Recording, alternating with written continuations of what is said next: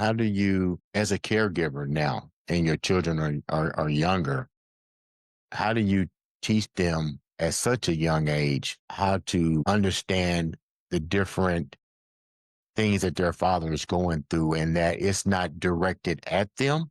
This is what's happening now. How do you do that with the younger kids? With the younger kids, well, even when my older kids were younger, I would have to say, because my oldest daughter at the time when he got diagnosed was 14. So I had 6 kids under the age of 14 when my husband got diagnosed. And I would always just pull them aside and just say, Dad's not in his right mind. He's not meaning that. Like, you've got to understand that Dad isn't being who he normally is. This isn't your dad. Your dad is a very fun-loving guy. There's something going on with him where he's not acting himself. So that was kind of the consoling that I'd have with our kids. And multiple times over and over, I'd talk to them. I tried to pull them in my room just to have a private chat with each one of them to just to do a check in with them. And sometimes I'd find that they were in tears and sometimes they were fine.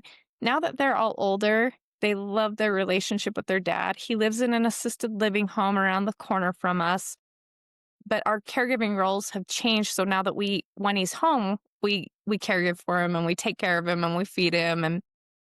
But now we can divide that with the caregivers that are at his facility, and we can have a little bit. It took away a lot of the caregiving that we need to do on the daily basis and allowed us to step back into the roles as wife and kids. The process of getting to a place to be happy took a lot of me realizing I needed to get honest with myself about who I was. I needed to figure out I needed just to figure out it was just a process. I don't know how to explain all of that, but I had to get to a place where I was okay and compassionate towards my husband and what was going on with him. But like I said, it is a process. It's not like we've always laughed and had fun. So we've always had that aspect in our marriage. But during those years, they were really hard and there was a lot of ups and downs. And I even at times was like wondering like, what's going to happen? Like, is